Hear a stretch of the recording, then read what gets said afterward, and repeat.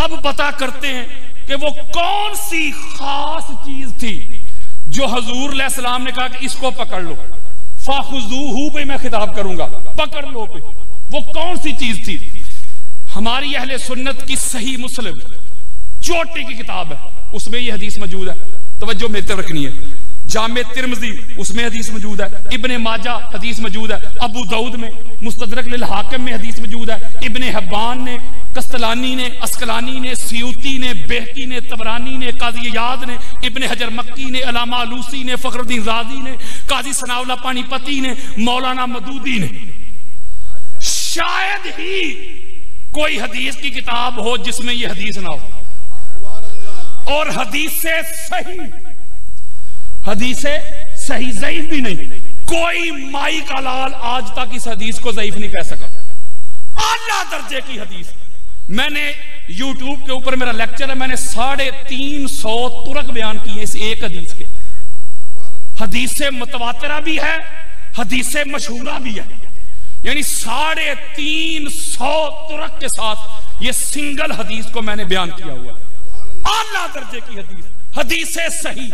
आल हदीस भी मानते, देवबंद भी मानते, शिया भी मानते, सुन्नी भी मानते, बरेलवी भी मानते, रिजवी भी मानते, अतारी भी मानते, सारी दुनिया मानती। आला दर्जे की हदीस। अब आओ मेरी तरफ। आखिरी हज मेरे आका ने किया, सारी जिंदगी भर की कमाई नजरों के सामने, 1.25 लाख राउंड अबाउट कंपेनियन, सारे सहाबा नजरों के सामने, हजरत अबू बकर से लेके हजरत बिलाल तक सारे नजरों के सामने मेरे आका ने खुतबा दिया। आखिरी खुतबा, the last address of the holy prophet हजरत Muhammad peace be upon him. आखिरी खुतबा मेरे आका ने फरमाया, लोगों, जिस काम के लिए मैं आया था वो काम मैंने पूरा कर दिया, मुकम्मल कर दिया। तुम लात बनात की पूजा करते थे, मैंने तुम्हें खुदा की तौहीद का तसव्वुर दे दिया। मां को जाके तुम मंडियों में बेच देते थे, मैंने मां के कदमों के नीचे जन्नत रख दी है। बेटी को पैदा होते ही तुम दफन करते थे, बेटी को तुम्हारे लिए मैंने रहमत कर दिया है। शराब पीते थे, शराब को मैंने बैन कर दिया है। काबे का बरहना होके तुम तवाफ करते थे, काबे को मैंने इबादत गाह कर दिया है। जरा जरा सी बात पे एक दूसरे की गर्दनें काटते थे, मैंने तुमको भाई भाई कर दिया है। गरीब को, कमजोर को, मिस्कीन को, यतीम को तुम दबा के रखते थे, मैंने गरीब को अमीर के साथ खड़ा कर दिया है। एक ही सह में खड़े हो गए महमूदो अय्याज, ना कोई बंदा रहा ना कोई बंदा नवाज, बंदा और साहबो मोहताजो गनी एक हुए, तेरी सरकार में पहुंचे तो सभी एक हुए। मैं तुम्हें संवार के, तुम्हें निखार के, तुम्हें ईमान दे के, तुम्हें जहन्नम से निकाल के जन्नत के रास्ते पे डाल के, तुम्हें अशरफुल मखलूकात होने का एहसास दिला के, तुम्हारे ज़हर को संवार के, तुम्हारे बातन को संवार के, तुम्हें इंसान बना के, तुम्हें तौहीद दे के, अब मैं जा रहा हूं। जागो जरा यार, अब मैं, क्योंकि जो मिशन मैं लेके आया था, मिशन मैंने पूरा कर दिया। अल्लाह की तौहीद का परचम मैंने दुनिया में नस्ब कर दिया। अब मैं अपनी ड्यूटी अदा करके मैं जा रहा हूं। 2 चीजें तुम्हें दे के जा रहा हूं। जागो यार, कितनी चीजें? किधर गए हैं वो यार लोग? कहते हैं हुजूर एवं ही अल्लाह दे आसरे छड़ के टुर गए, एवं ही उम्मत नू। और भाइया एवं ते स्कूल का हेडमास्टर नहीं जाता, उसका भी नाइब होता है यार। एवं ते मस्जिद का इमाम नहीं जाता, उसका भी नाइब इमाम होता है यार। एवं नहीं गए, आ तुझे बताऊं, हादी और महदी दे कर गए हैं। मेरे आका ने फरमाया मैं जा रहा हूं, 2 चीजें तुम्हें दे के जा रहा हूं। फाखुजूहू पे तवज्जो रखिएगा। कितनी? या युहन्नास इन्नी कद तरक्तु फीकुम मा इन अखज़्तुम बिही लन तदिल्लू किताब अल्लाह व इतराती अहल बैती व फी रिवायतिन इन्नी तारिकुन फीकुम उस्सकलैन व फी रिवायतिन इन्नी तारिकुन फीकुम अमरैन व फी रिवायतिन इन्नी तारिकुम फीकुम खलीफतैन। मेरे आका ने फरमाया लोगों मैं जा रहा हूं। ये खिताब किन से हो रहा है? मैं और आप थे उधर, तो सामने कौन थे? अल्लाह सलामत रखे, सहाबा इकराम, हजूर के सहाबा, मजमा सहाबा का यार। मैं और आप थोड़े उधर थे, हजूर के सहाबा थे। खतीब मोहम्मद मुस्तफा और मजमा हजूर के सहाबा का। हजूर अपने सहाबा से खिताब फरमा रहे, मेरे सहाबियों मैं जा रहा हूं, मैं तुम्हें दो चीजें दे के जा रहा हूं। मेरे जाने के बाद उनको पकड़ना है। फखुजूहु मा इन अखज़तुम, अगर उनको पकड़ोगे मेरे जाने के बाद तो दो चीजें तुम्हें दे के जा रहा हूं। अगर उनको पकड़ लोगे लन तदिल्लु बादी, तो फिर तुम मेरे बाद गुमराह नहीं होगे। एक अल्लाह का कुरान है और दूसरी मेरी अहले बैत है। अब मैं एक सवाल करता हूं, ना लड़ाई ना झगड़ा। हजूर फरमा रहे हैं ये दो चीजें मेरे जाने के बाद तुमने पकड़नी है। या रसूलल्लाह पकड़ेंगे तो मिलेगा क्या? फरमाया लन तदिल्लु बादी, अगर मेरे जाने के बाद दोनों को पकड़ोगे तो तुम गुमराह नहीं हो सकते। किनको कह रहे हैं हजूर? सहाबा को। हजूर की उम्मत में सहाबा इकराम जो है रिज़वानुल्लाह अलैहिम अजमाइन, उनका बड़ा बुलंद स्टेटस है। सहाबा इकराम का बड़ा बुलंद मुकाम है यार, जिन्होंने हजूर के दीन के लिए तन मन धन लुटा दिया, जो मरते दम तक हजूर के वफादार रहे। ऐसे सहाबा जहां कदम रखे उनके कदमों की खाक भी हमारी आंखों का सुरमा है। सहाबा का इतना मुकाम, इतना बुलंद स्टेटस है। तो फिर मैं एक जुमला कहने लगा हूं, हजूर की हदीस के मुताबिक उन्होंने फरमाया मेरे सहाबियों मैं जा रहा हूं, दो चीजें तुम्हें दे के जा रहा हूं, दोनों को पकड़ना है। अगर पकड़ लोगे तो गुमराह नहीं होगे। इसका मतलब है जब तक सहाबी भी, हो सकता है परसों समझ आए, जब तक सहाबा भी, हजरत जी जब तक सहाबा भी अहले बैत का दामन ना पकड़े और उनको हिदायत नहीं मिलती। अहले गहरे की क्या औकात है? पता चला अगर कोई अहले बैत से मुंह मोड़ ले, अहले बैत से तल्लक तोड़ ले, अहले बैत की दहलीज पे ना आए, अहले बैत के आस्ताने पे ना आए, अहले बैत के दरबारे पे ना आए, मुंह मोड़ ले, ऐसा बंदा हाजी तो हो सकता है, नमाजी तो हो सकता है, साइम भी हो सकता है, सखी भी हो सकता है, सारा कुछ हो सकता है। हजूर के फरमान के मुताबिक जो अहले बैत का दामन छोड़ दे वो हिदायत याफ्ता नहीं हो सकता। हिदायत को जोड़ दिया मेरे आका ने अहले बैत के साथ, हिदायत को कंपल्सरी कर दिया, हिदायत को मोहताज कर दिया मेरे आका ने अहले बैत के दामन के साथ। पता चला हिदायत याफ्ता वो है जो दरे अहले बैत पे आके सर झुकाता है। लो जी एक बड़ी खास बात है, दो चीजें हजूर ने दी ना, कुरान और अहले बैत। ये देखने में दो हैं, हकीकत में एक ही है। यानी कुरान है थ्योरी, बस एक ही काफी है फिलहाल। कुरान क्या है? थ्योरी और लिखा हुआ यार। और जो कुरान का प्रैक्टिकल है ना वो मुस्तफा की अहले बैत है। फर्ज करें कुरान ने थ्योरी दी, थ्योरी पास की कुरान ने कि शहीद जिंदा है। अब कुरान से आप पूछें भाई ए कुरान बता शहीद कैसे जिंदा है? कुरान बता क्या कहता है? कहता है तुम समझ ही नहीं सकते, तुम्हें शऊर ही नहीं। यारो कुरान दे रहा हूं, कहते है जिंदा लेकिन तुम नहीं समझ सकते, तुम्हें शऊर ही नहीं, बस जिंदा है। वो थ्योरी ऐसे ही होती है। मेरे आका के लखते जिगर मौला हुसैन ने सर कटवा के नेदे पे चढ़ा के कुरान सुना के प्रैक्टिकल करके दिखा दिया, बता दिया कि शहीद ऐसे जिंदा। इसका मतलब कुरान है साकित, अहले बैत है नातिक। और किसी ने चलता फिरता कुरान देखना हो ना तो मुस्तफा की अहले बैत को देख ले। इसलिए हजूर ने फरमाया कुरान और अहले बैत, कुरान और इन दोनों को थामना है। क्या करना है? अब मैं एक बात करने लगा हूं बड़ी खास, कोई ये तवज्जो जरा मेरे तरफ रखिएगा, अल्लाह की सुन्नत है मिसाल के जरिए बात समझाना। ये एक हाथ में ये गिलास पकड़े,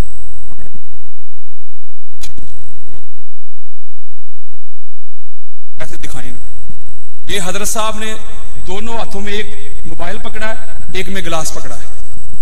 अब मैं तीसरी चीज देता हूं इनको, रुमाल। मैं कहता हूं ये भी पकड़ लो, पकड़ ली इन्होंने। यानी एक हाथ में मोबाइल भी आ गया, रुमाल भी, एक में पानी का गिलास आ गया। ये दो पकड़ ली, मैंने रुमाल वापस ले लिया। इन्हें कहता हूं मोबाइल भी नहीं छोड़ना, पानी का गिलास भी नहीं छोड़ना, साथ ही साथ से ये स्पीकर का डब्बा भी उठा ले, उठा लेंगे। क्यों? कहेंगे वो बड़ा है, वो बड़ा है, वजनी है, भारी है। तो छोटा था तो ये तो पकड़ लिया, एडजस्ट हो गया। वो है भारी और वजनी, तो वो कैसे उठाऊंगा? अगर उनको उठाना है तो दोनों में से किसी एक को छोड़ना पड़ेगा। रखते इधर, इस मिसाल को इधर ही फेंक दे, खासा दी गल आम आगे।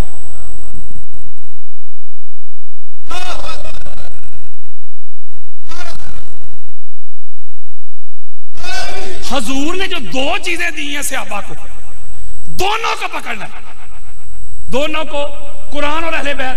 अब उन्होंने पकड़ लिया कुरान और अहले बैत को। अब किसी को शौक होना, यार दो के साथ साथ मैं तीसरी भी पकड़ लूं, तो तीसरी वो तब एडजस्ट कर सकता था अगर ये दोनों छोटी होती तो एडजस्ट हो जाती। अब ये कैसी हैं? ये मेरी क्या औकात है? हजूर फरमा रही है क्या है, उसको नहीं जरा। इन्नी तारिकुन फीकुम मुस्सकलैन। होए होए हजरत, मेरे आका ने फरमाया ये दोनों सकलैन है, पूरी कायनात से भारी है, वजनी है। इन दो को पकड़ोगे तो तीसरी को पकड़ने की कोई गुंजाइश नहीं। किसी को बड़ा शौक है ना हजरत जी तीसरी को पकड़ने का, तो तीसरी को पकड़ने की एक ही सूरत है, या कुरान को छोड़ना पड़ेगा या अहले बैत को छोड़ना पड़ेगा। अगर कुरान छोड़ेगा फिर भी मुनकर, अहले बैत को छोड़ेगा फिर भी मुनकर। अब बाप किधर जाएगा? दो को छोड़ेगा तो पीछे बचता ही कुछ नहीं। अब अगला नुक्ता बड़ा खास है। हुजूर ने फरमाया ये दोनों आपस में जुड़ी हुई हैं। नहीं यतफर्रका हत्ता यारिदा अलैयल हौद। यार हुजूर का फरमान दे रहा हूं, कुरान और मेरी अहले बैत जुड़े हैं। हुजूर ने फरमाया जुड़े रहेंगे, हौजे कौसर पे भी जुड़े हुए हैं। इसका मतलब है हुजूर किन को जोड़ रहे हैं? कुरान और सहाबा राम को। बोलो अहले बैत को। यार सहाबा किराम हमारे सर का ताज है। मैं बात आपको हदीसे मुस्तफा समझा रहा हूं। मेरे आका फरमाया कुरान और मेरी अहले बैत। जब पूरी अहले बैत की बात की, यानी हुक्म मुतलक रखा, एब्सोल्यूट, तो सब की। अगर किसी में से एक का नाम लेके करना चाहिए ना, वो खास करना चाहा यार, तो फिर क्या कहा? फरमाया अलीउन माल कुरान वल कुरान माली ला यफ्तरिकानी हत्ता यारिदा अलैयल हौद। जब एब्सोल्यूट हुक्म दिया तो सारी आल को शामिल किया। मेरी सारी आल कुरान के साथ जुड़ी हुई है। किसी का नाम लेना पड़ा तो कहा अली कुरान के साथ, कुरान अली के साथ। ये जुड़े हुए हौजे कौसर पे आएंगे।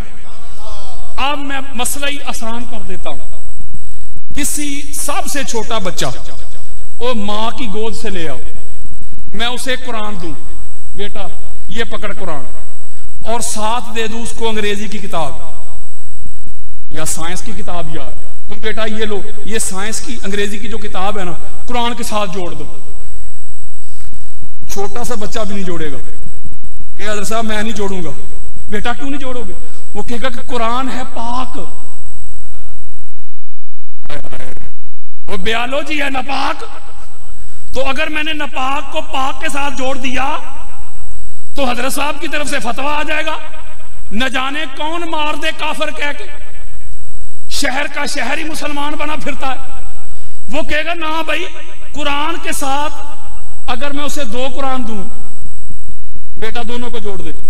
या 4-5 दूं? एक कुरान नीचे रख, ऊपर 2 3 4 5 6 रख दे, वो रख देगा? कोई फतवा आएगा जी? यानी सारे कुरान है, एक जुमला ना कह दूं फिर। इसका मतलब है कि कुरान के साथ वही जुड़ेगा जो कुरान जैसा हो।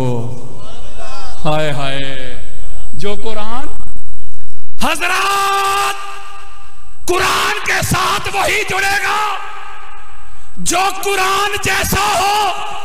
ए कुरान बता तो सही कि तू कैसा है, ताकि दुनिया को पता तो चल जाए कौन कुरान जैसा है।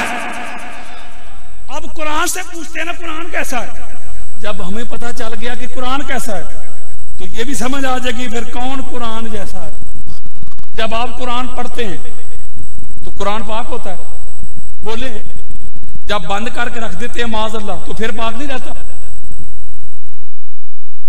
सब कह रहे हैं फिर भी पाक है, यानी कुरान दायमी पाक है। चलो मुश्किल लफ्ज है, पक्का ही पाक, परमानेंट पाक। कुरान है परमानेंट पाक। कुरान शिया ने उठाया हो फिर भी पाक, सुन्नी ने उठाया हो फिर भी पाक, ईसाई ने, हिंदू ने, सिख ने, कुरान पाक।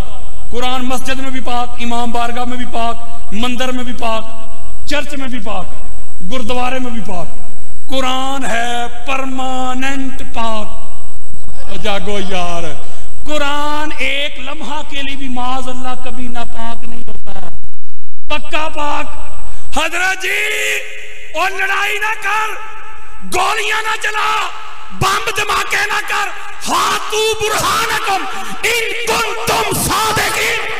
अगर सच्चा है दलील लेके आओ, एविडेंस लेके आओ, बुरहान लेके आओ। बता कि 14 को छोड़ के कोई 15वां दिखा जो परमानेंट पाक हो। ओए होए, कुरान भी परमानेंट पाक, ये 14 भी परमानेंट पाक। मैं रवायत देता हूं, किसी अलामा साहब की बेटी हो, किसी मुफ्ती साहब की बेटी हो, किसी वली गौस कुतुब की बेटी हो, किसी सहाबी की बेटी हो, बड़ी सी बड़ी शख्सियत की बेटी हो, जब वो मखसूस अय्याम में होती है अल्लाह के घर में दाखिल नहीं हो सकती। अल्लाह के घर में दाखिल होने की शर्त है तहारत। नमाज नहीं पढ़ सकती, शर्त है तहारत।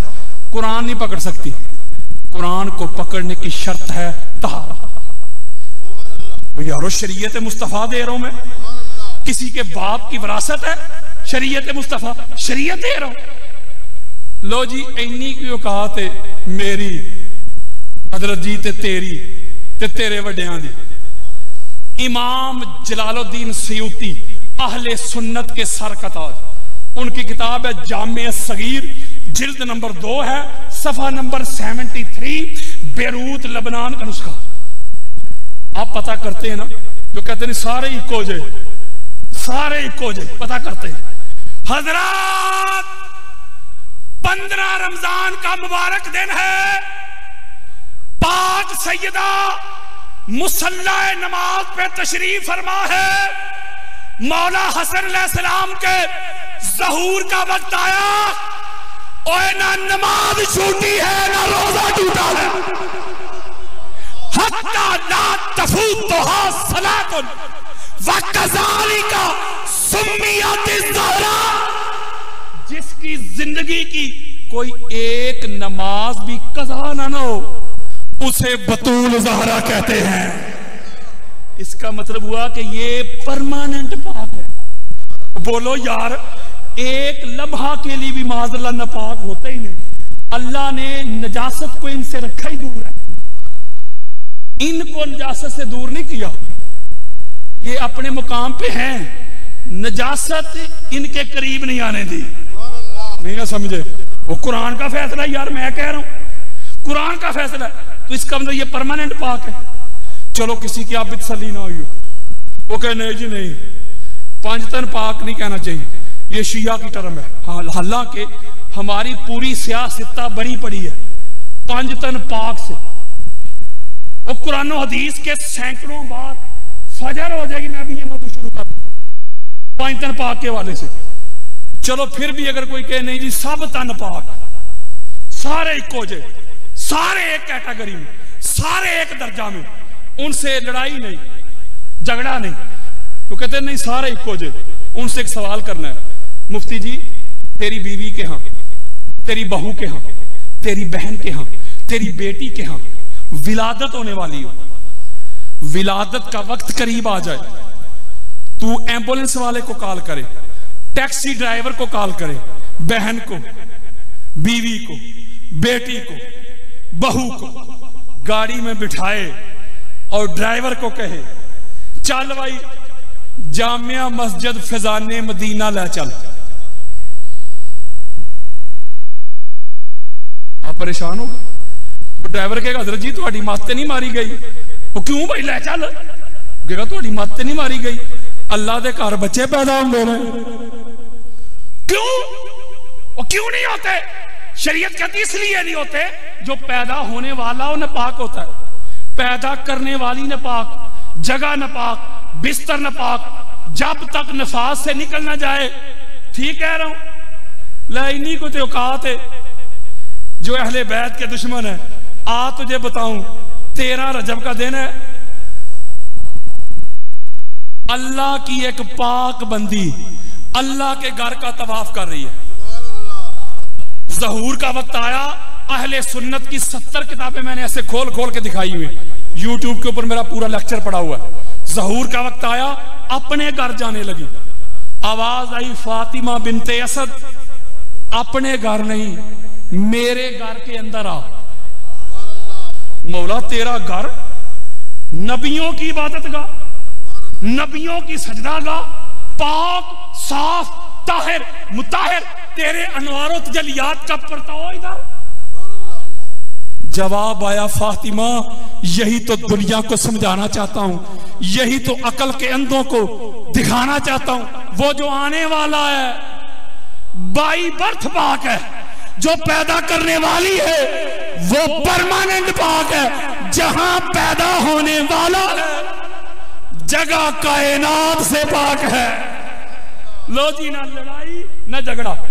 हजरत जी ओए अली ते आए नहीं काबे जे, अली का ज़हूर है काबे में, ले तेरी गल कर लेना।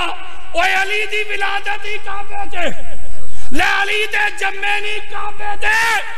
तू कोई अपना वड्डा वडेरा किसे मसीत ही पैदा करवा ते फिर अली नाल मुकाबले करवा।